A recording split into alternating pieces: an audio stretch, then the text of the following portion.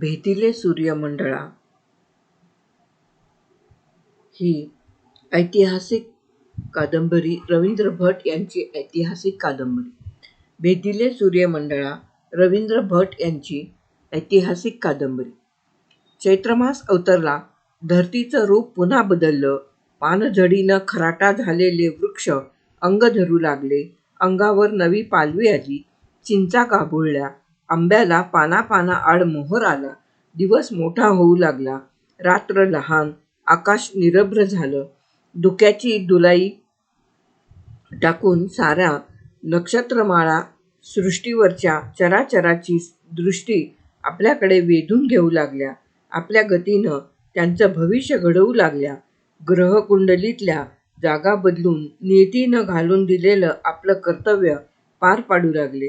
कुणाचा उत्कर्ष, कुणाचा अपकर्ष, कुणाला मृत्यू, कुणाला संतान, कुणाचा भाग्योदय, कुणाची साडेसाती.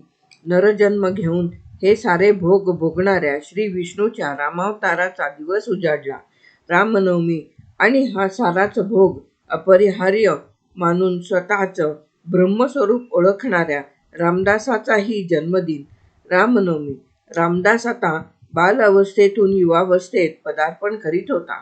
वय आणि ज्ञान, वय आणि कर्तृत्व, वय आणि वैराग्य ही गणितं सर्वसामान्यांसाठी अलौकिकाची ओढ लागलेल्या एखाद्या पिंडाच्या बाबतीत ही सारी मानवी गणितं चुकतात, थिटी पडतात. रामदासाचा पिंड पूर्वजन्म पुण्याईनं असाच घडत आलेला. बहुजन समाज आपोआपच अशा पिंडाला आपलं नेतृत्व देऊ करतो. एका वर्षात टाकळी आणि आजूबाजूच्या पंचक्रोशीत रामदासाविषयी असंच आकर्षण निर्माण झालं. त्यानं साद घालावी, साऱ्या पंचक्रोशीनं धावावं.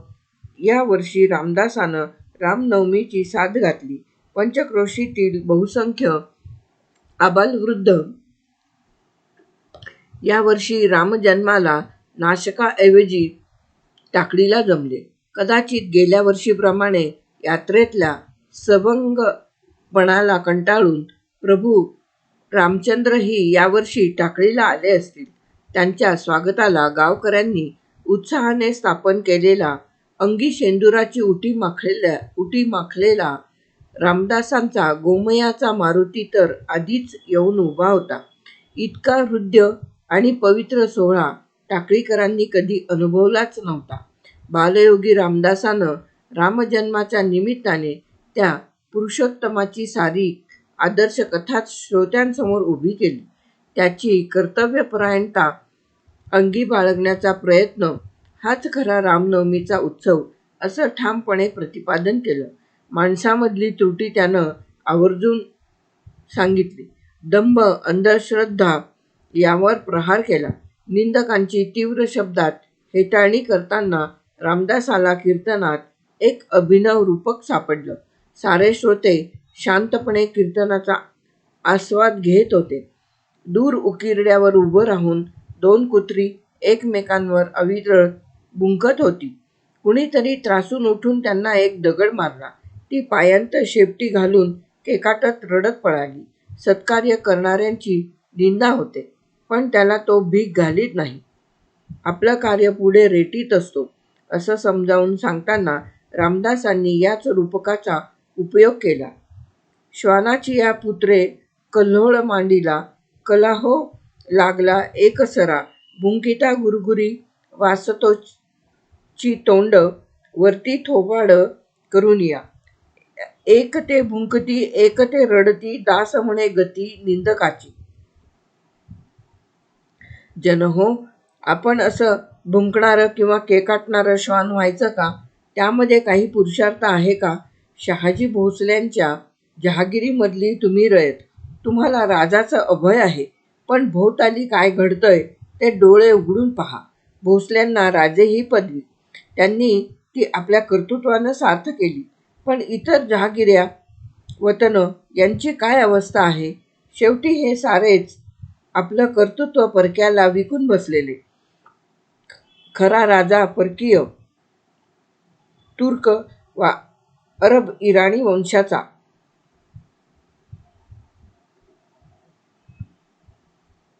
त्याला आस्था फक्त आपल्या सिंहासनाची, तृष्णा फक्त राज्यवृद्धीची, क्षुधा फक्त उपभोगाची. त्याचा धर्म रानटी, वृत्ती राक्षसी. मुंगीनं हत्तीच्या कानात शिरावं तसा तो आपल्या प्राचीन परंपरा असलेल्या देशात घुसला, कडकडून डसला, जळू होऊन रक्ताचं शोषण करू लागला. त्याला अडकवणार कोण? तो निरंकुश, अंकुश सारा रयतेवर. दुष्काळाची त्याला क्षिती नाही, अतिवृष्टीची पर्वा नाही. रानं पिकोत न पिकोत त्याचा वाटा त्याला मिळालाच पाहिजे. नाही देत ओढापाठीवर कोरडे, फेका अंधार कोठडीत, हातपाय खोड्यात घाला, सुभ्यात फिर्यात मांडून कोण दाद घेणार? पोराबाळांना दूध देणाऱ्या शेतासाठी नंदी देणाऱ्या गाई गोठ्यातून हाकलून काढणार. नेला तांडा कसायाकडे, गाय देवता स्वरूप, परमपवित्र, तिलाच मारणार, शिजवून मिटक्या मारीत खाणार. आपली देवता, त्याचं अन्न.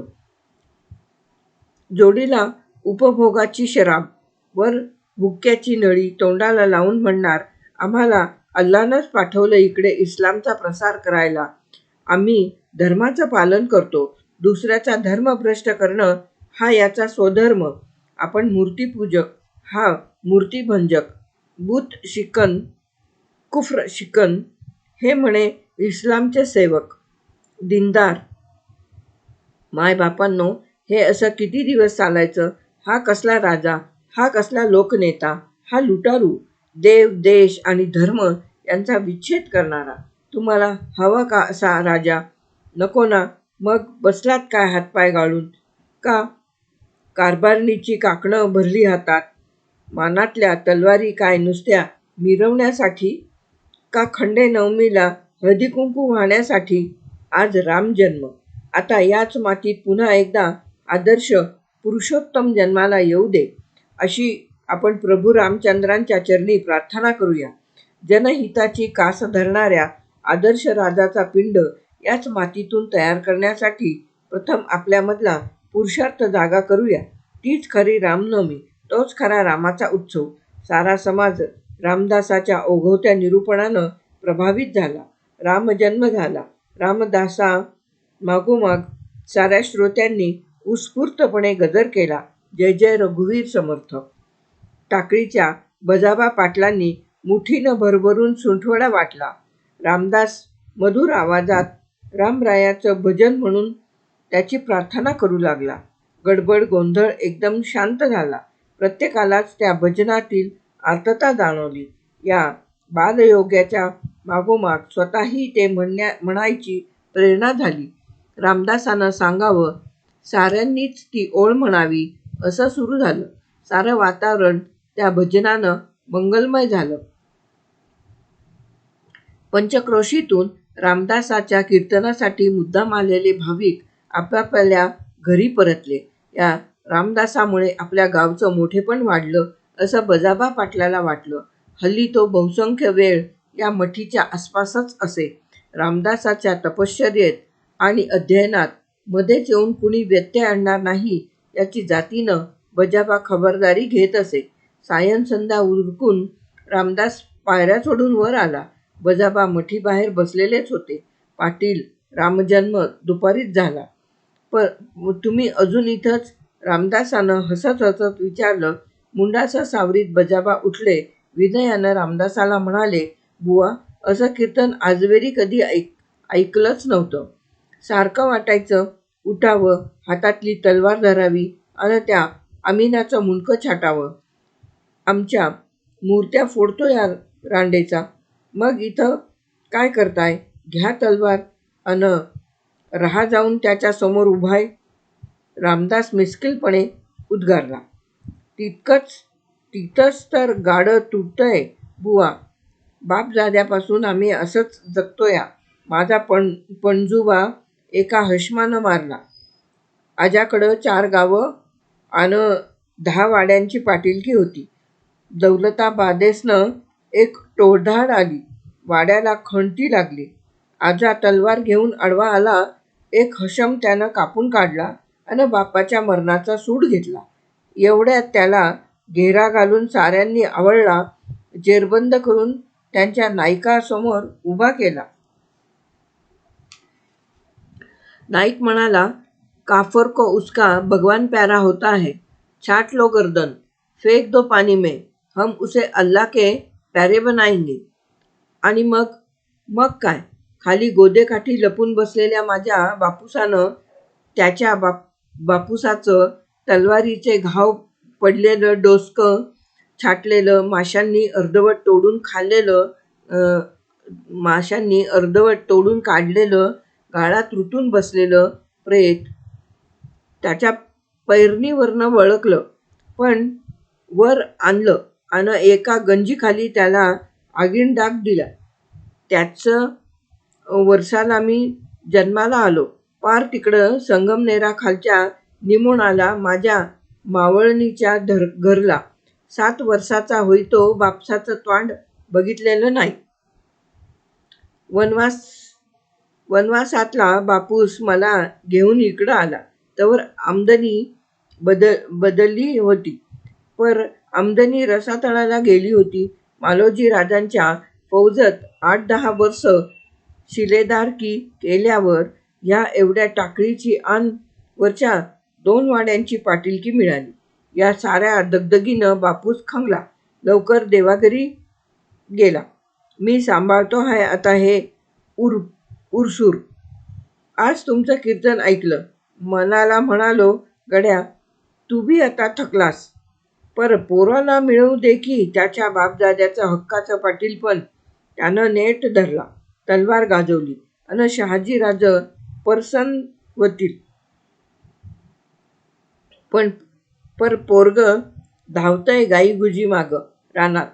चांगलं 13-14 वर्षाचं झालं. अंगाला हळद बी लागली. तरी हे खेळतंय गोट्यानं सूर पारंब्या. तू त्याच्या जिनगानीवर. बुवा आता आजच्या कीर्तनावाणी रोज कीर्तन करा. गावातली सारी टगी जमा करतो तुमच्या या मठीपाशी. पाटील बाबा, ही राख आहे, पण यातला अंगार कुणीतरी फुलवायला हवा हे खरंच. मला तरी रोज कसं जमणार. आता हनुमान जयंतीला पोरं पाठवा पहाटेच नदीवर. त्यांना शक्तीची उपासना सांगेन. रामजन्माला कर्तव्यावर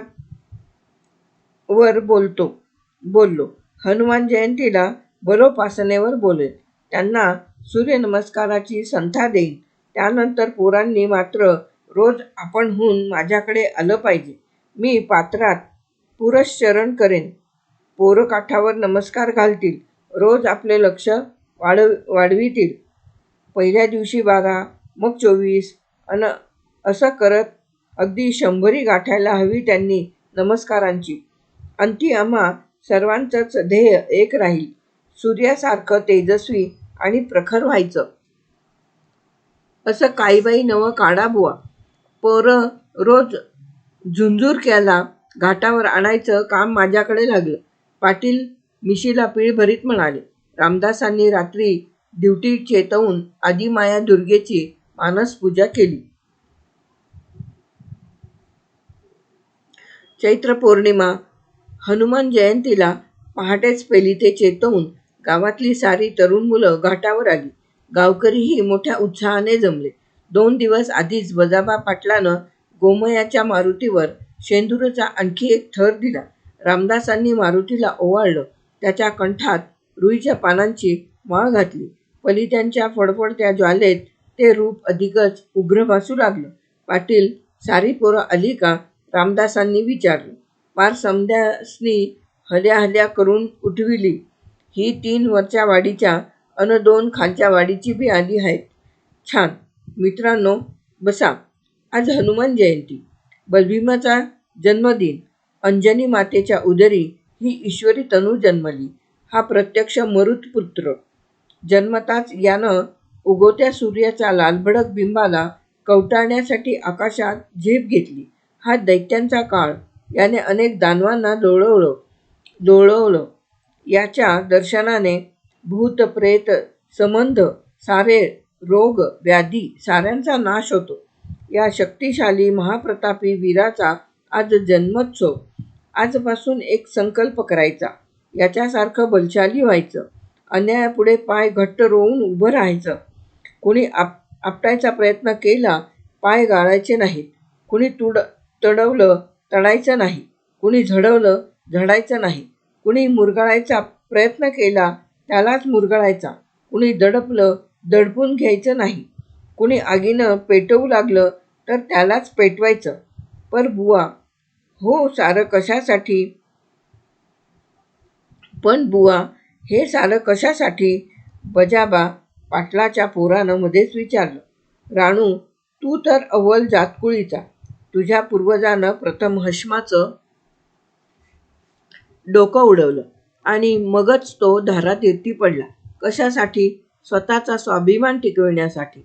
अरे, तुमच्या रानात दुसऱ्याची गुरं घुसली तर काय करता तुम्ही? पाठीवर कोरडे ओढून काढून हाकून काढतो. एखादा विषारी नाग टपकला माळवदावरून तर काय करता रे? पहिल्या डावात खांडोळी करतो. का? तो डसल ना? हाच विचार मित्रांनो यापुढे सतत जागा हवा. दुसऱ्यांची गुरं, हशमांची, लुटारूंची रूपं घेऊन तुमच्या रानात घुसली आहेत. तुर्क, तुराणी, परकीय राजे तुम्हाला, तुमच्या धर्माला, देवाला, एवढंच काय साऱ्या देशालाच डंख मारायला निघाले आहेत. त्यांच्या पाठी सत्तेचं बळ आहे. त्या बळावर तुमचं रान, तुमचं घर ते बळकावतील. तुमच्या शरीरात स्वतःच्या धर्माचं विष घुसवतील. तुमचं सारं सतेज रक्त शोषून घेतील. नव्हे, हे सारं आता या क्षणीसुद्धा आपल्या देशात कुठे ना कुठे घडत असेल. आता दक्ष व्हायला हवं. या परकीय आक्रमणाला तोंड देऊन आपलं स्वतःचं राष्ट्र, देवाचं राष्ट्र उभं करण्यासाठी सिद्ध व्हायला हवं. आणि या साऱ्यासाठी शक्तीची उपासना हवी. त्या उपासनेसाठी या महाबळी पुण्यशील लोकनाथ प्रभंजन बलभीमाचा आदर्श समोर हवा. त्याच्या आरतीचा गजर श्वासांतून अखंड जागता ठेवायला हवा. म्हणा त्याची आरती खड्या स्वरात. पहा येते की नाही स्फूर्ती साऱ्या गात्रात.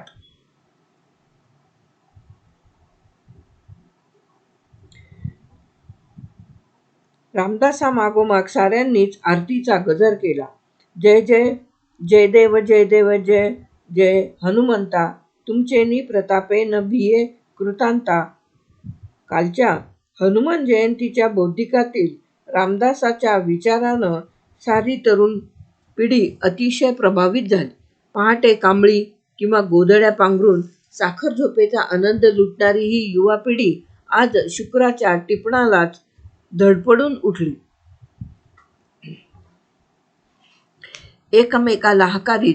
कुणी सोप्यावर अजूनही लवंडलं असलं तर त्याचं पांघरून ओढून काढीत जथ्यानं नदी किनारी आली. रात्रभर खोकत बसलेले म्हातारे या पोरांच्याकडे टुकूटुकू पाहू लागले. स्वतःशीच म्हणू लागले, या मठीतल्या बुवानं चांगलंच नादी लावलंय पोरांना. नाहीतर आजवेरी सूर्या डोईवर आला तरी पडून राहायचे मड्यावानी. प्रातःसंध्या आटपून रामदास या तरुण मित्रांची वाटच पाहत होता.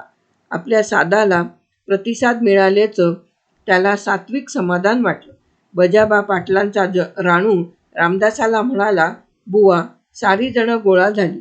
आता सांगा काय म्हणायचं, काय करायचं?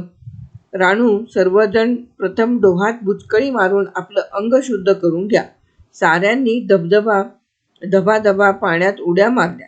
ओले त्याने मुलं वर आली. मारुतीसमोर त्यांना मध्ये मध्ये अंतर ठेवून रामदासानं उभं केलं.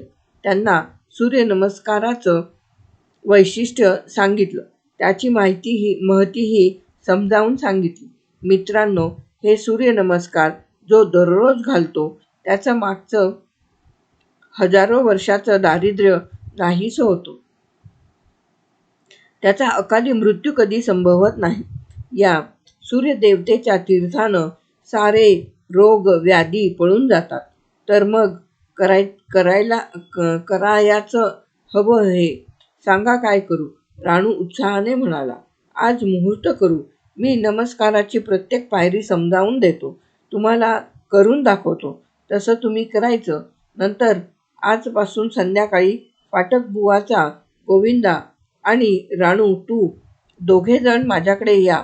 प्रत्येक नमस्काराच्या वेळी सूर्याच्या 12 नावांपैकी कुठलं उच्चारायचं, त्याआधी छातीत श्वास भरून घेण्यासाठी कसा हुंकार घ्यायचा हे गोविंदा सांगेल. राणू तू नमस्कार शिकून घे आणि नंतर रोज इतरांच्याकडून ते करवून घे. पर बुवा तुम्ही असल्याशिवाय मजा नाही. राणू काहीसा नाराजीने म्हणाला. ही मजा नाही राणू, ही उपासना आहे. काल सांगितली ती, हीच बलोपासना. माझ्या साधनेच्या वेळीच तुम्ही ही साधना करा. मी पाण्यात आणि तुम्ही या फरसावर. मी तुमच्याबरोबर थांबलो तर माझी साधना अपुरी राहील. चालेल तुला राणू? अबाबा नाही बुवा, नाही. तुमच्या आड येण्याचं पाप आम्ही कधी करणार नाही. राणू आपल्या गालावर चापट्या मारीत म्हणाला. झालं तर मग गोविंदा, मी सूर्यनमस्कार मंत्र आज सांगतो, मग संध्याकाळी तुला संथा देतो. सूर्याची 12 नावं तुला येतातच. गोविंदानं मान डोलावली. सारेजण ताठ उभे राहून या उपासनेला सिद्ध झाले. रामदासाने पूर्वेकडे तोंड करून दोन्ही हात जोडले आणि तो सूर्यनमस्कार मंत्र म्हणू लागला. रामदासाचा नमस्कार मंत्र झाल्यावर गोविंदाने सूर्याच्या नावाचा उच्चार केला. त्या प्रत्येक नावानंतर रामदास नमस्कारातील प्रत्येक शरीर बारकावे, हालचाली योग्य रीतीने दाखवू लागला.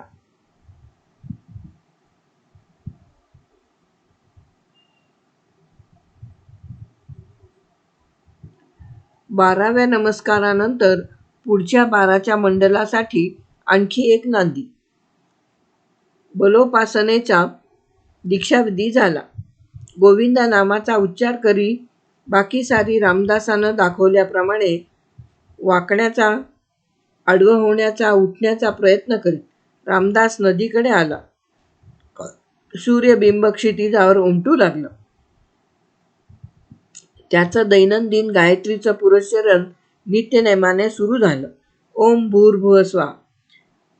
नंदिनीच्या घाटावर एक अभिनव पर्व सुरू झालं. दररोजची पहाट सूर्यनमस्काराच्या हुंकारानं दुमदुमून जाई. गावातली लहान बारकी पोरंही आपल्या लंगोट्या आणि कुंच्या सावरत घाटावर येत मोठ्या भावाचं अनुकरण करू लागत. दर शनिवारी मारुतीची आरती आणि प्रसाद होई. रामदासाचं नंदिनीच्या पात्रातलं पुरस्चरण आणि वरच्या घाटावरची बलोपासना हे साऱ्या टाकळी गावचं एक अपूर्व वैशिष्ट्य ठरलं. गावात कुणीही नवीन आलं की त्यालाही घेऊन गावकरी घाटावर येत.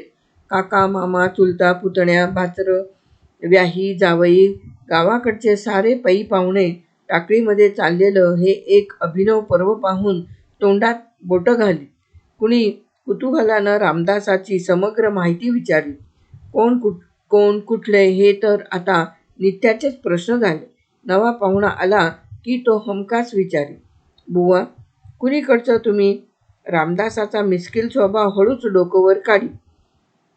डोकं तर काढी तो गंभीरपणे उत्तर देई, आम्ही इथलेच. इथलंच? पर कुणाचं कोण? बजाबा पाटील आहेत ना, त्यांच्या म्हशीच्या मावस बहिणीच्या रेडीच्या चुलत नणंदेचा आतेभाऊ. पाहुणा तोंडात बोट घालून या नातेसंबंधाचा विचार करू लागे. पोरांची हसून हसून मुरकुंडी वळे. ती अक्षरशः गाळात लोळत आणि धबाधबा पाण्यात उड्या मारत.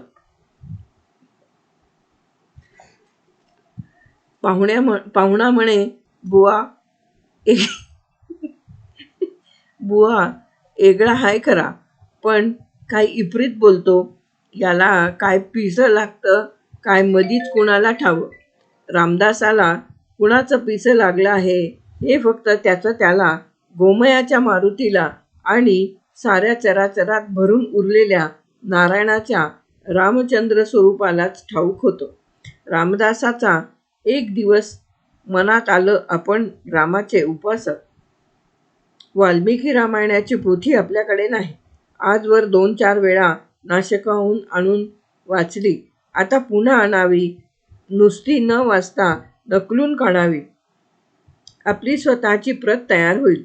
मग पुन्हा कुठं जायलाच नको. हवं ते कांड उघडावं, मुक्तपणे वाचावं, हवं तेवढं चिंतन करावं. आपण रामोपासक.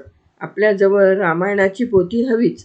ज्येष्ठ आषाढापासून हा विचार रामदासांची पाठ सोडित नव्हता. एवढं लिखाण करायचं त्यासाठी एकांत हवा. सकाळी पुरश्चरण होऊन मधुकरी झाली की कुणी ना कुणी आहेच भोवती. कुणी व्याधीवर इलाज विचारतो आहे, कुणी घोड्याची पारख करा म्हणतोय, कुणाची सून नांदत नाही, कुणाचं मूल जगत नाही, कुणी कीर्तन करा म्हणतोय, कुणी पोराला हाताशी धरा म्हणतोय. एकांत मिळावा कसा? त्र्यंबकेश्वराच्या अरण्यात जाऊ म्हटलं तर पुरश्चरणात अडथळा येणार. तपश्चर्येत विघ्न आलं तर आजपर्यंतची सारी साधना गंगार्पणमस्तू होणार. काय करावं? एकांत कोठे मिळवावा?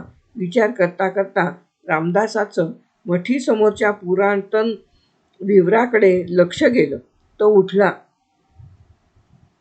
कसा तरी एक माणूस सरपटत जाईल एवढं विवराचं मुख. खाली पुरुषभर खोलात मांडी घालून ऐसपैस बसता येईल एवढी प्रशस्त जागा. पश्चिमेकडे काहीशा उंचीवर हवा आणि उजेडासाठी एक झरोका. आत वर्षावर्षाची धूळ साठलेली. पाली, सरडे, घुशी, उंदीर यांनी निवांत खेळ मांडलेला. काही हरकत नाही. सारं साफ करून घेऊ. जमीन, भिंती गोमयानं सारवून घेऊ. कुणा अनामिक यतीची ही तपश्चर्या भूमी असणार. त्याशिवाय इतक्या कश्मलातही असं शांत आणि प्रसन्न वाटणारच नाही. एकांत स्थान मिळालं. आता रामायण लिखाणाचा संकल्प पुरा करावयाचा. बजाबा पाटील सारखं काहीतरी मागा म्हणून आग्रह करतात. आजवर त्यांच्याकडून जिव्हाळ्याशिवाय काहीही घेतलं नाही. त्या जिव्हाळ्याच्या नात्यानंच एक मागायचं. डांग भागात कळकीपासून बनणारा चिवट कागद आणि वाई क्षेत्री तयार होणारी, कधीही न पुसली जाणारी काळी शाई. बजाबा पाटलानं दोन्हीही मागण्या सप्ताहभरात पुऱ्या केल्या. दुंदुभी नाम संवत्सर माघ वद्य त्रयोदशी आदी कांडाची प्रत लिहून पुरी झाली. लेखनसीमा करताना रामदासांनी विनम्रपणे लिहिलं. लगेच अरण्यकांड सुरू झालं.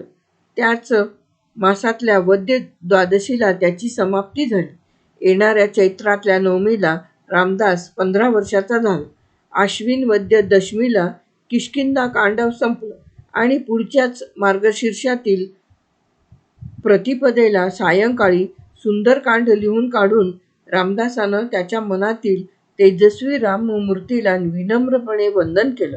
प्रभू रामचंद्राची अनेक विशेषणं हे या वंदनाचं एक अलौकिक वैशिष्ट्य.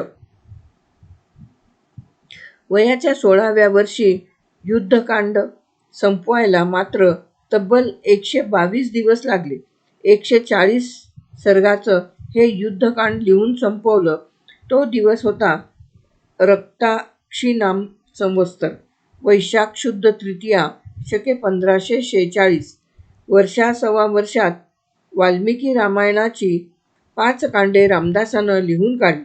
अयोध्या आणि उत्तरकांड मात्र लिहिवेना. त्यांतील शोक, विरह, नीतीचे चित्रविचित्र डाव, 6 रिपूंचा थैटाआट हे सारंच पीळ पाडणारं. कैकेयीचा हट्ट, वचनाचा पेच, दशरथाची किंकर्तव्यमूढता, त्यातून निर्माण झालेला अनावर शोक आणि अंतिम मृत्यू हे सारंच चक्रावणारं. मानवी जीवनाची विफलता सांगणारं. उत्तरकांडातही याच विफलतेचं आणखी गडद स्वरूप. प्रजा कर्तव्य आणि राजकर्तव्य का आपलं व्यक्तिगत पतिकर्तव्य या पेचात पडलेले प्रभू रामचंद्र, अंती सीतात्याग, गृहस्थ असून तापसी जीवन प्रत्यक्ष पुत्रांशी युद्ध, सीतेची पुनर्भेटही, चिरविरहासाठी तिच्या भूमीच्या उदरी सदेह प्रवेश आणि अखेर प्रभू रामचंद्रांचं सरयूमध्ये देहार्पण, सारं कांडच वेदनेचं, धगधगत अग्निकुंड, विलाप आणि वेदनांचा असह्य तडिताघात. मन उन्मळून पडणारा भूमिकंप आणि या साऱ्याकडे पाहून नीतीचं खदाखदा हसणं रामदासाच्या कवी हृदयाला त्यावेळी या दोन्ही कांडातलं अक्षरही लिहायला नको असं वाटलं.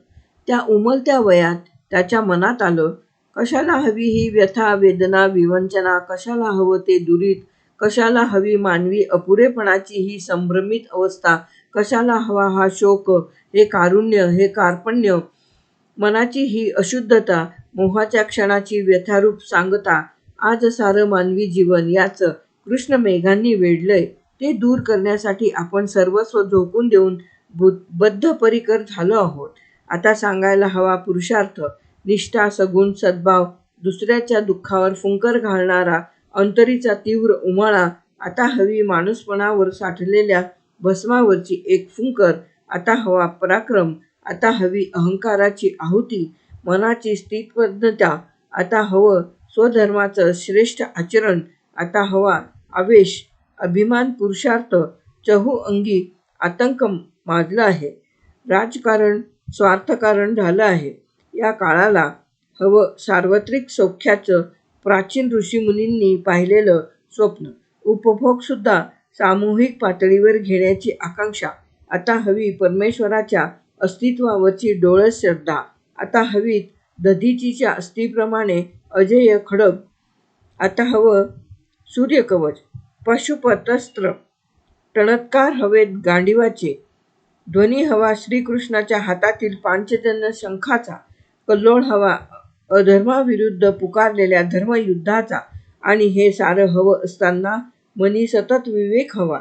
विचारातील विवेक, भाषणातील विवेक, कृतीतील विवेक. हे सारं हवं असलेलं मिळवत असताना एक वाट हवी आपल्या मानवरूपाकडून परमेश्वर स्वरूपाकडे जाण्याची. त्यासाठी शौर्य, वीर्य, धैर्य यांच्या हाती हात घालून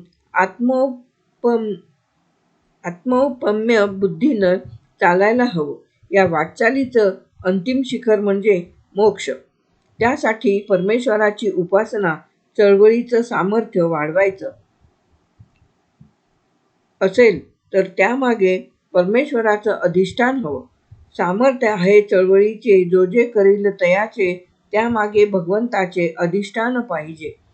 काय हवं, काय नको, कसं हवं, कसं नको, या साऱ्या विचारांच्या झंझावातात रामदासाच्या मनी आलं, आज मनात निर्माण झालेल्या या साऱ्या हवं नकोवर एखादी स्वतंत्र ग्रंथरचना पुढच्या काळात पुरुषचरणानंतर अनुभवविश्व अधिक समृद्ध झाल्यावर लिहून काढायला काहीच हरकत नाही.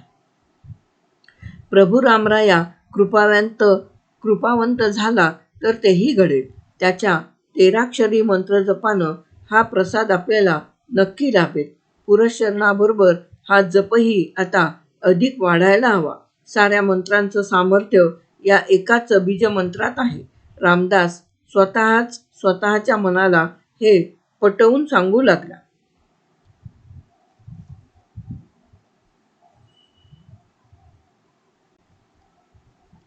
या कालखंडात टाकळी येथील उग्र तपश्चर्या, रामनवमी, हनुमान जयंतीचे उत्सव, तरुणांची बलोपासना, वाल्मिकी रामायणाचे पुनर्लेखन, कीर्तन, प्रवचन, निरूपण, अडीअडचणीला योग्य सल्ला या गोष्टींमुळे रामदास टाकळीच्या पंचक्रोशीतच नव्हे तर खाली सिन्नर, संगमनेरपर्यंत, निफाड वणीपर्यंत, सटाणा, मालेगावपर्यंतच्या भागात वयाच्या 16व्या वर्षीच अतिशय लोकप्रिय झाला. तो निरासक्त, निस्पृह आणि व्रतस्थ असल्यामुळे त्याच्याविषयी सर्वत्रच आदरभाव निर्माण झाला. त्यानं आपल्या भागात यावं, लोकांना उपदेश करावा म्हणून अनेक जण त्याला वारंवार आग्रह करीत. परंतु पुरश्चरण कालखंडात वास्तव्य सोडायचे नसल्यामुळे तो साऱ्यांनाच विनम्र नकार देत असे. रामदास अधूनमधून लोकांच्या मध्ये मिसळत असला तरी त्याला या साधना कालात एकांतवासच जास्त प्रिय असे. तो आपणहून शक्यतो बोलणे टाळायचा.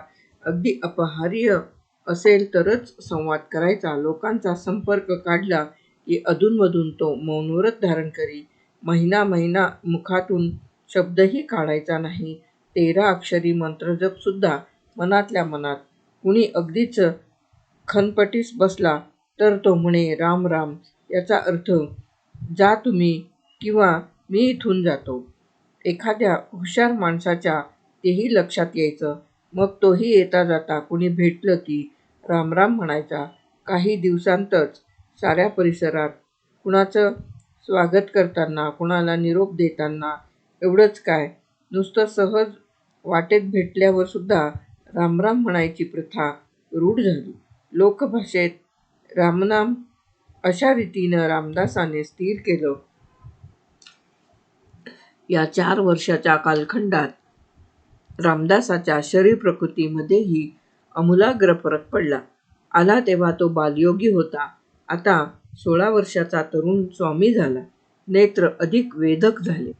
बाहुपुष्ट, बलदंड छाती, भ्रुकुटी धनुष्यासारख्या वक्र, डोक्यावरच्या कुरळ्या केसांचा जटाभार मागे वळवून मानेवर सोडलेला, कपाळावर दुभोटी अष्टगंध, अंगावर भगवी छाटी किंवा उष्ण काळात कुठलंच वस्त्र नाही, गळ्यात जानवं आणि रामचंद्रानं अनुग्रहाच्या वेळी दिलेली पोवळ्याची माळ, भरदार मांड्या, चांगल्या पट निघालेल्या पोटऱ्या, फुगीर पण-टणक पसरट पावलं, साऱ्याच व्यक्तिमत्वावर तपश्चर्येचं आणि विद्वत्तेचं तेज, गालावरची लव काळेपणाकडे झुकलेली, आतल्या खळीमधला मिश्किलपणा लपवून ठेवणारी, दमदार पावलं टाकीत चालण्याची ऐटदार ढब, मधुकरीच्या वेळी मुखातून बाहेर पडणारी अभिनव साद जय जय रघुवीर समर्थ. नाशकातील लोकसुद्धा हा तरुण स्वामी आपल्याकडे मधुकरीच्या फेरीसाठी कधी येतो याची वाट पाहात. एवढं सर्व असूनही कसला दंभ नाही, गर्व नाही, अभिमान नाही.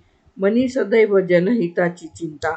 अंतर्यामी पारतंत्र्याच्या पाशातून मातृभूमीला मुक्त करण्याची, गोब्राह्मणांना अभय मिळवून देण्याची, साऱ्याच समाजाला सुखशांतीचं वरदान लाभण्याची, स्वधर्माची ध्वजा सदैव अधिकाधिक उंच नेण्याची, विद्युल्लतेसारखी चपळ, सळसळणारी आणि परिणामी दाहक अशी चिरंतर उर्मी.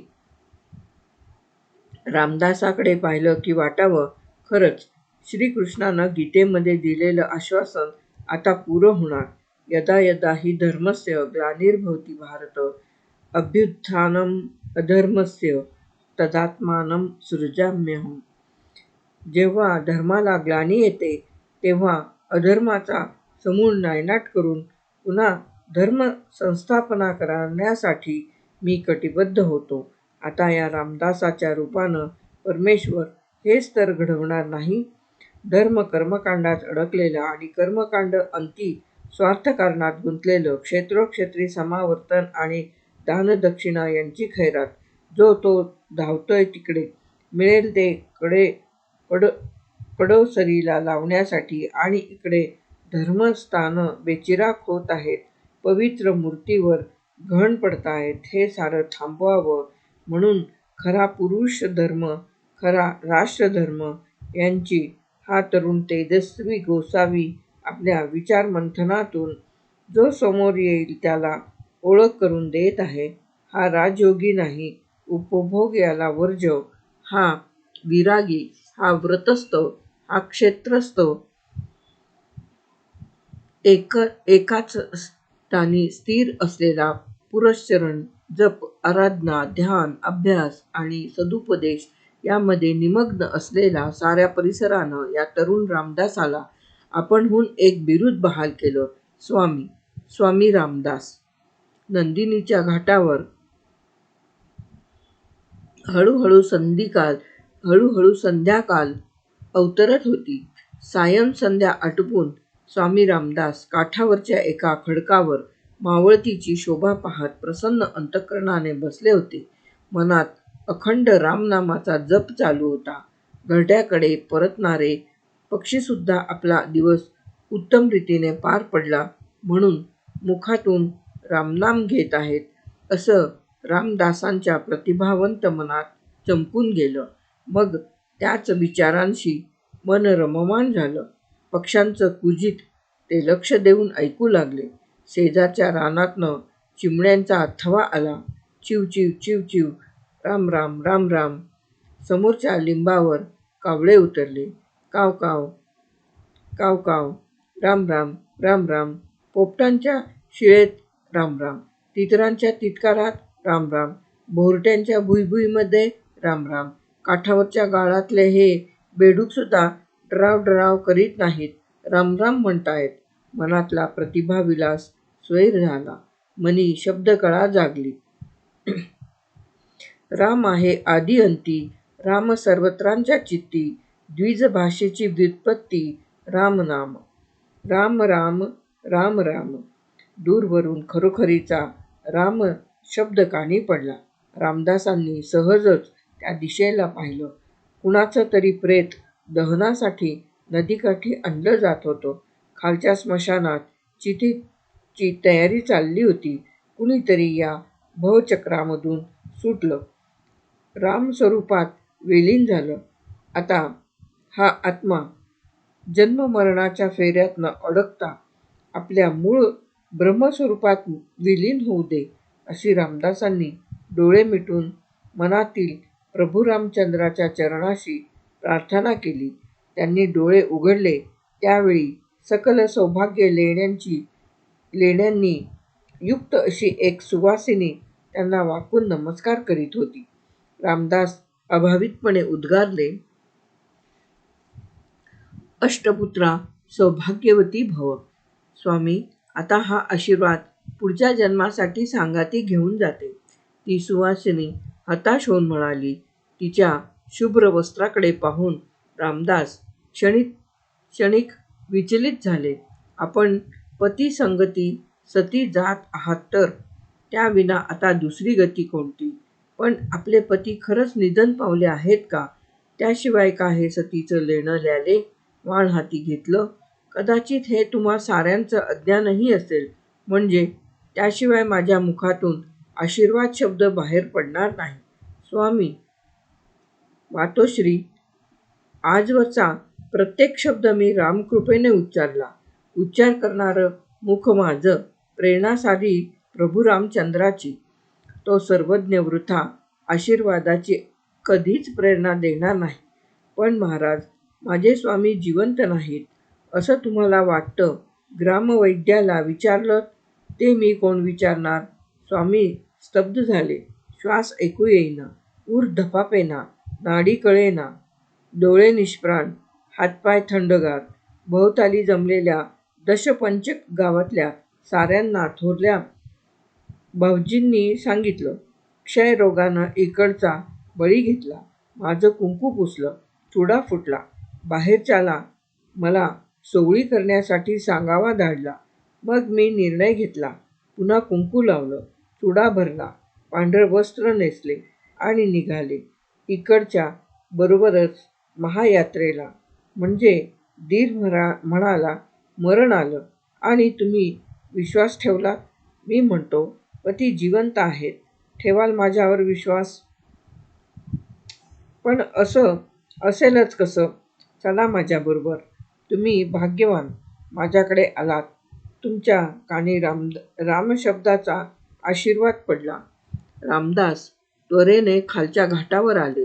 सतीसाठी अर्धी चिता रचून ठेवली होती. तिरडीवरचं प्रेत त्यावर उचलून ठेवलं होतं. आता अन्नपूर्णेनं गिरीधरपंतांचं मस्तक मांडीवर घेतलं की उरलेलं सरण वर रचायचं आणि द्यायचा मंत्राग्नी. अन्नपूर्णे आधी रामदासच तिथं येऊन पोहोचले. हे काय चाललं आहे? सतीची तयारी. पण यांचं नक्की निधन झालं आहे ना? अन्नपूर्णाबाईंच्या थोरल्या दिरानं रामदासाकडे चमकून पाहिलं. त्याच्या नजरेत थोडीशी चलबिचल दिसली. तो कातर स्वरात म्हणाला, आम्ही काय मूर्ख आहोत एवढं न कळायला? रामदास मंदपणे हसले. त्यांनी प्रेताचे डोळे उघडून पाहिले. नाडी तपासली. छातीला कान लावला. दोन्ही तळपाय एका विशिष्ट पद्धतीनं चोळले. छातीवर योग्य जागी दाब दिला. अंगावरच्या दोऱ्या सोडून टाकल्या. नाभिस्थानापासून हृदयाकडे आणि मस्तकमध्यापासून मज्जारज्जूंमधील शेवटच्या मणक्याकडे त्यांनी 10-20 वेळा दाब देऊन आडव्या प्रेताला बस्त केलं. जवळच्या तुंब्यातील पाणी त्याच्या मुखावर सपासप शिंपडलं. आजवरच्या ग्रंथांच्या अभ्यासात रामदासांनी आयुर्वेदाबरोबरच शरीरशास्त्राचंही मनन चिंतन केलं होतं. अतीव अशक्तपणामुळे कधीकधी रुग्णाची मृतवत अवस्था होते, पण तो प्रत्यक्ष मृत नसतो. शास्त्रदृष्टीने तो जिवंतच असतो, अशा अर्थाचा मंत्र त्यांच्या पाहण्यात आला होता. त्यांनी हा एक प्रयोग केला आणि रामकृपेनं तो सफल झाला. गिरधरपंतांचा श्वासोच्छ्वास सुरू झाला. हातापायांत उष्णता आली. शरीराची हालचाल सुरू झाली. कणत कणत ते लडखडत्या पायानं शितेवरून खाली उतरले. धापा टाकीत एका शिळेला टेकून पाय पसरून बसले. कसेबसे त्यांच्या मुखातून शब्द उमटले, पाणी. अन्नपूर्णाबाई रामदासांच्या पायावर अक्षरशः कोसळल्या. उठा मातोश्री, तुमचे पती तुम्हाला परत मिळाले. माझ्या सत्यवचनी रामरायाचा आशीर्वाद सत्य ठरला. त्यानं माझं ब्रीद राखलं. साऱ्यांनीच रामदासांच्या भोवती दाटी केली. आपण प्रत्यक्ष दैवाचे अवतार. मृताला आज आपण संजीवनी दिलीत. पण मुळात हा मृत नव्हताच. माझ्या ठिकाणी एखादा आयुर्वेदाचार्य असता तर त्यानं देखील हेच केलं असतं. पण आम्हा साऱ्या गावकऱ्यांना तर याच्या थोरल्या भावानं बोंबलून सांगितलं, पंत मेला म्हणून. एक गावकरी बोलला. त्याचवेळी गिरधरपंतांचा थोरला भाऊ वरची डगर चढून दूर पळत होता. हेच तर अज्ञान नडतं आपल्याला. बंधू मृत झाला, भावजय सती गेली की आहेच वाढलेलं ताट समोर. घरदार, सोनं नाणं, जमीन जुमला, वारसा हक्कानं सारं यांच्याच पदरात पडणार. मग कोण जातोय ग्रामवैद्याकडे? भाऊ बेशुद्ध पडला. आता तो मेलाच. जाळा आणि मोकळं व्हा. कृपा करून माझ्या मागे कोणतीही गूढशक्तीची शेपटी लावू नका. मी काही मुळ्या देतो. ते चाटण देत चला या पंतांना. त्यांची प्रकृती सुधारेल. तुमच्या दशपंचक गावात आता या माऊलीला 8 पुत्र व्हायचे आहेत. प्रभुरामाचा आशीर्वाद खरा व्हायचाय. तुम्ही माझा पुनर्जन्म घडवलात. आम्ही भाग्याचे. तुमचा आशीर्वाद लाभला. काय देव आपल्याला? थरथरत्या आवाजात गिरधरपंतांनी विचारलं. तुम्ही कोण देणार आणि मी कोण घेणार? दोन्हींच्या मागे प्रभू रामचंद्रांची प्रेरणा. आशीर्वादाचं पहिलं सुफल मला द्या. ते प्रभू रामार्पण समजा. आम्ही सारेच आपले आहोत. आपण प्रापंचिक. मला आणखी एक पारमार्थिक घडवायचा आहे. प्रभू रामचंद्राला आता आणखी एका माध्यमाची गरज आहे. भविष्यकाळात त्याच्या हातून काही भव्यदिव्य घडवायचं आहे. एक अभिनव राजकारण खेळायचं आहे. या तुम्ही आता. पुत्रजन्म झाला की परत या. राम राम. रामदासांना पुन्हा त्रिवार वंदन करून गिरधरपंतांना पाठुंगळी घेऊन गावकरी अन्नपूर्णेसह दशपंचक गावाकडे परतले. मनोमनी प्रभू रामचंद्रापुढे नतमस्तक झालेले रामदास आपल्या मठीकडे आले. त्यावेळी अंधार आणि उजेडाच्या सीमेवरचा दिवस क्षणभर ही अलौकिक घटना पाहण्यासाठी थांबला होता. येणाऱ्या काळोखाची भीती वाटून मठीच्या पाख्यावर पारव्यांचं एक युगुल एकमेकांना बिलगून बसलं होतं. अधूनमधून घुमत होतं. घुं घुं. रामदास प्रसन्नपणे हसले. त्यांच्या कानी शब्द पडले, राम राम, राम राम.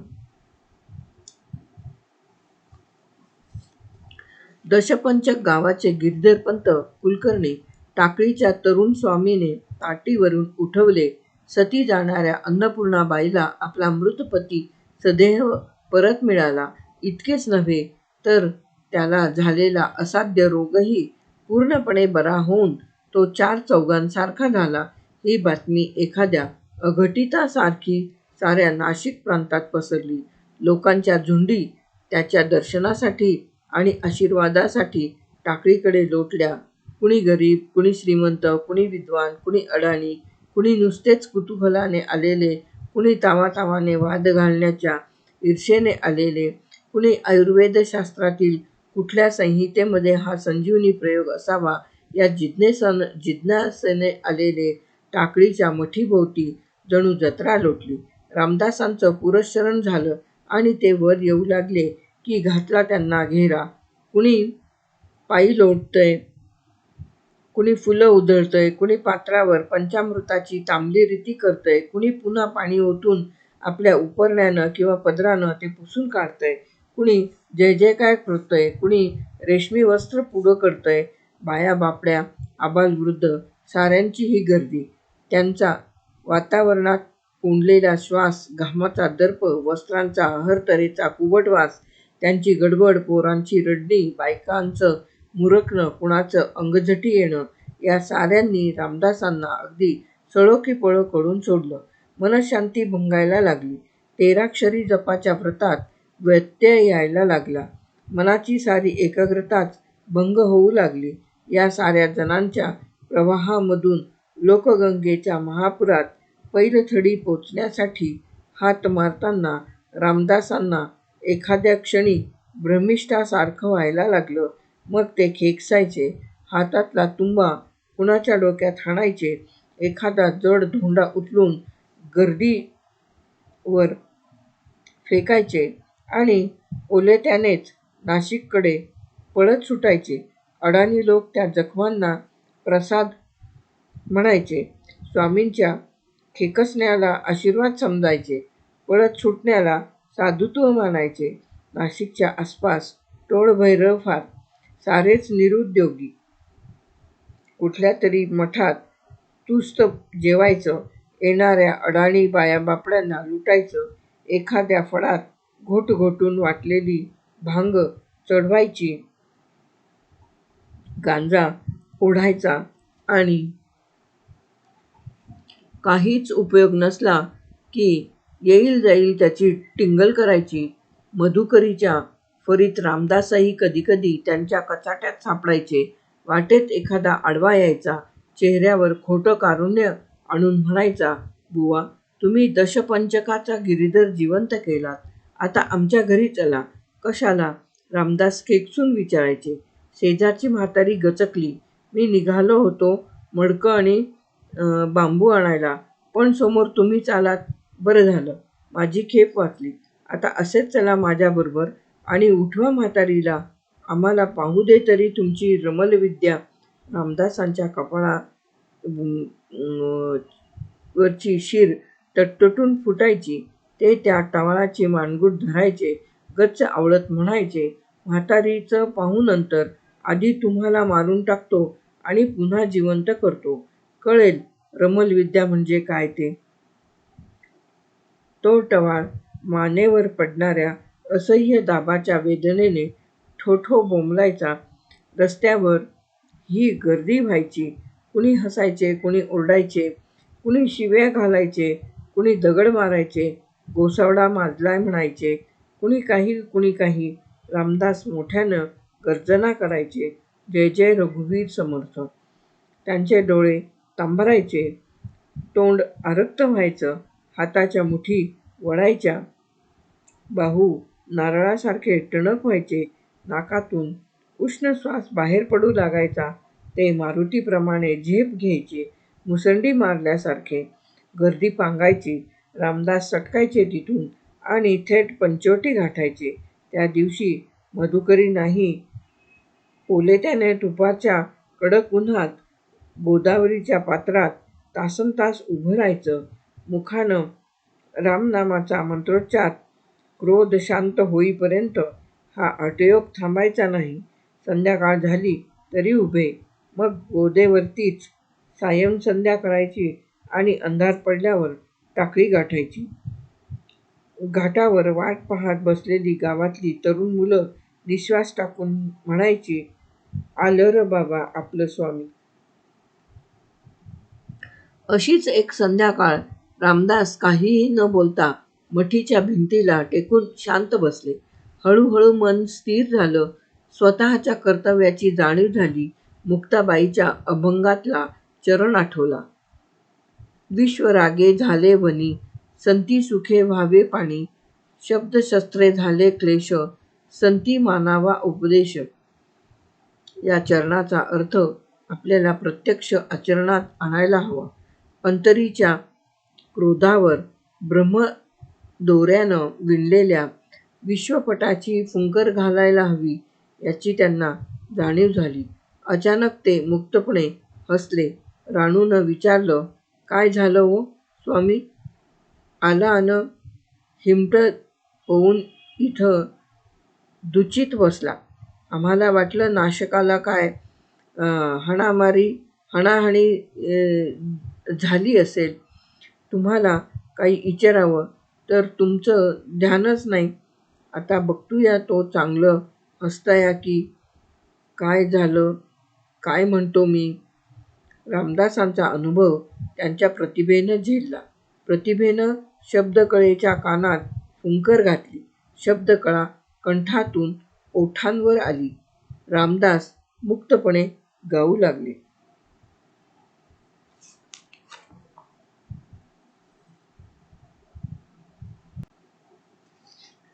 मनातल्या क्रोधावर साऱ्या विश्वपटानं विंझण घालण्याची शिकवण रामदासांनी व्यक्तिगत पातळीवर आचरणात आणायला सुरुवात केली असली तरी समाजाचा सवंगपणा कसा नाहीसा व्हायचा, त्यांची अंधश्रद्धा वारा नेईल त्या दिशेला वाहणं, सत्याविषयी अप्रिती, असत्यालाच सत्य मानण्याची प्रवृत्ती, धर्माविषयी अनास्था, अत्याचारापुढं मान तुकवणं, अहंकारानं उन्मत्त होणं, परदारेविषयी अभिलाषा, स्वदारेला दासी बटकी सारखं वागवणं, स्वतःच्या डबक्याला सरोवर मानण्याची कूपमंडूक वृत्ती आणि मुख्य म्हणजे स्वतःमधल्या मूर्ख लक्षणांनाच उराशी कवटाळून बसणं, हे कधीच नाहीसं होणार नाही का? अस्मिता कधी खडबडून जागीच व्हायची नाही का? लोकमताच्याही आदराचा विचार मनी कधी निपजणार नाही का? रामदासांच्या मनात हे प्रश्न यक्षप्रश्नासारखे अविरत घुमत असायचे. स्वतः पूर्णपणे धर्मज्ञ झाल्याशिवाय ही उत्तरं आपल्याला सापडायची नाहीत या विचाराने रामदास अधिकाधिक अंतर्मुख व्हायचे. ग्रंथ वाचनात अधिक वेळ खर्च करायचे. आद्यशंकराचार्यांना पडलेला प्रश्न कधीकधी स्वतःलाही विचारायचे, क त्वं, तू कोण आहेस? कधी वाटायचं मी ब्रह्म आहे, कधी भासायचं माझा आत्मा ब्रह्मरूप आहे, कधी जाणवायचं माझी प्रज्ञा ब्रह्मरूप आहे. अहम ब्रह्मास्मी, अयमात्मा ब्रह्म, प्रज्ञानम ब्रह्म. अरे, ही तर वेदोक्त महावाक्य. हे तर वशिष्ठ, विश्वामित्र, अगस्त्यादी ब्रह्मर्षींनी केलेले ब्रह्मनिरूपण नारदीय सूक्त यापेक्षा वेगळं काहीच सांगत नाही. अश्वलायनाची यावरच टीकाटिप्पणी. व्यासांच्या गीतेमधील गाभा हाच. शांकरभाष्य हेच सांगतं. ज्ञानदेवाच्या भावार्थ दीपिकेतील 6व्या अध्यायात याच सूत्राचं विवरण. नाथ महाराजांनी हेच ब्रह्मस्वरूप लोकभाषेत सांगण्याचा प्रपंच भावार्थ रामायणात केला.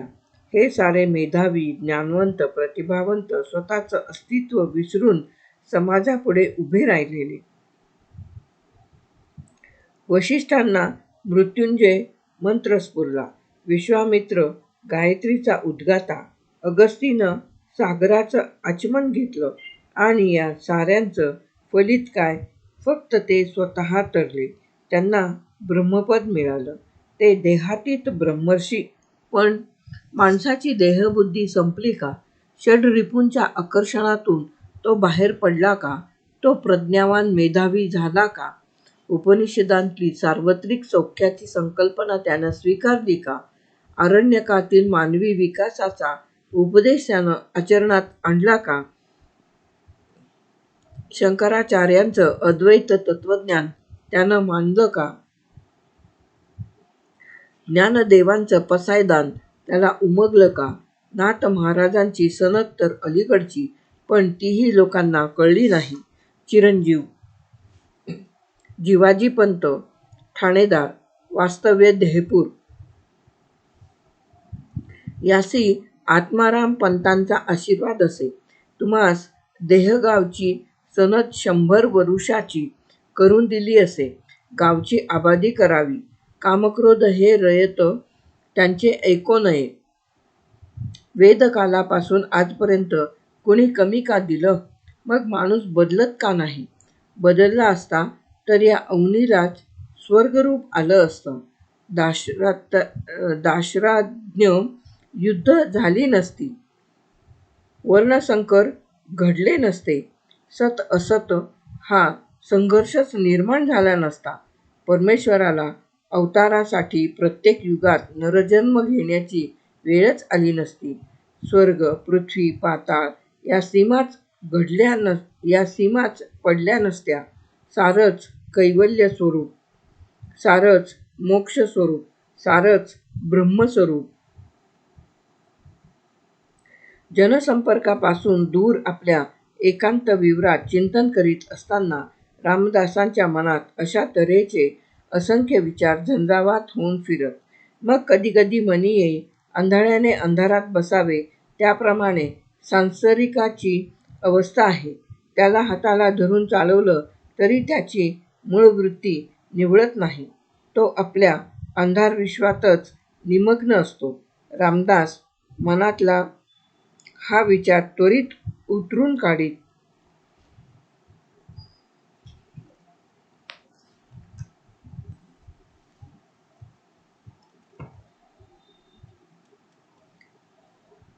अंध अंधारी बैसले त्यासी हाते पालविले, त्यासी कळेना त्यांची वृत्ती निवळेना. संत संघाचे बोलणे सांसारिक काय जाणे, म्हणे रामी रामदास केला नसता अभ्यास. अखंड चिंतनानं मन स्थिर झालं की दुसऱ्या दिवसापासून दिनक्रम पुन्हा पूर्ववत सुरू व्हायचा. पहाटे स्नान, सूर्यनमस्कार, सूर्योदयाला पुरश्चरण आणि माध्यान्हीला मधुकरीची फेरी.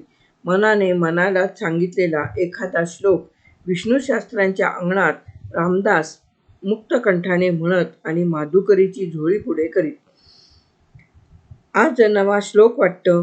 विष्णूशास्त्री कौतुकाने विचारायचे. मनाला क्लेश झाला की मनालाच समजावितो. तू खराच रे साधक. इतरांसारखा नुसता उपदेश करीत फिरत नाहीस, बोधामृत पाजत नाहीस. ते आम्हा पडीक विद्वानांचं काम. खऱ्या ज्ञानाच्या अभावामुळे लोक संभ्रमात असतात. आपण म्हणू तेच खरं असा त्यांचा अहंकार असतो. बुद्धी असते पण अभ्यास नसतो. त्यामुळे खरं खोटं काय याचं त्यांना भानच राहत नाही. तुझ्या आजच्या या श्लोकात तेच सारं तू सांगितलंस. वृद्ध विष्णूशास्त्री तरुण रामदासांना म्हणाले, मी इतरांना कोण सांगणार?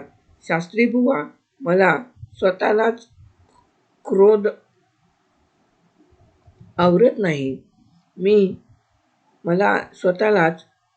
आवरत नाही.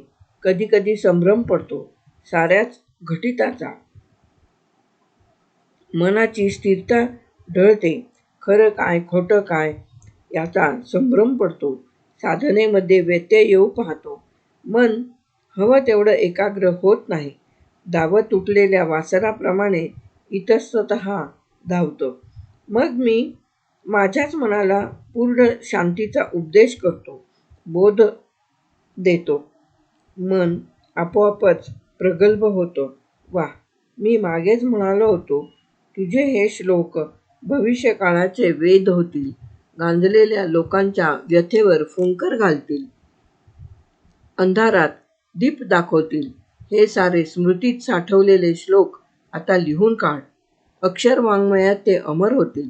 मनाने मनालाच केलेला बोध, मनोबोध, मनाचे श्लोक.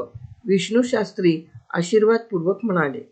मग ती तर स्वतंत्र ग्रंथरचना होईल. साधना पूर्ण झाल्याशिवाय, विद्वानांची मान्यता मिळाल्याशिवाय धर्ममार्तंड ग्रंथरचनेचा अधिकार देणार नाहीत. रामदास विनयाने म्हणाला.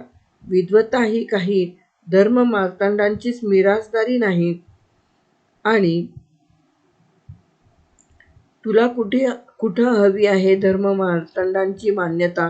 तू निरासक्त संन्यासी, तुझ्या मनी सदैव गुढगुंजन, तुझी विचारधारणाच वेगळी. धर्ममार्तंड घटापटांची चर्चा करून वादसभा जिंकतात.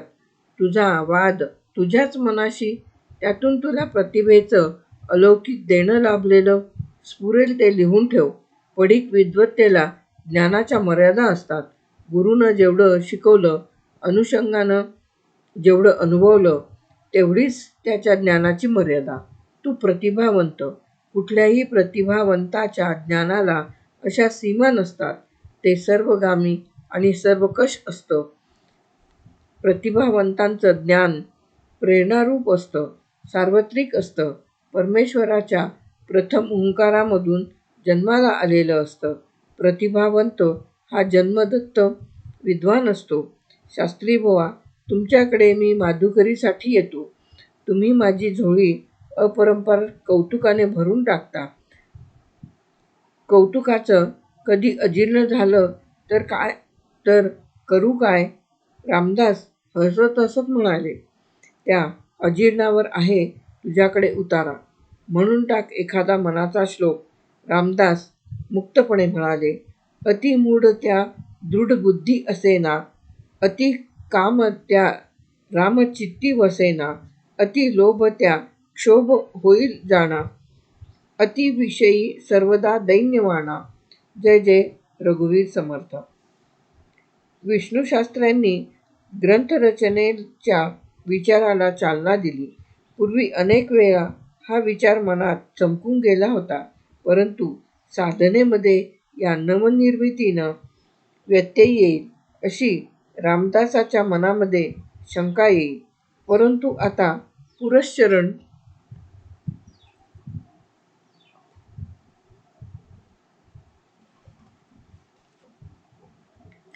आणि नामजप हे स्थिर झालं.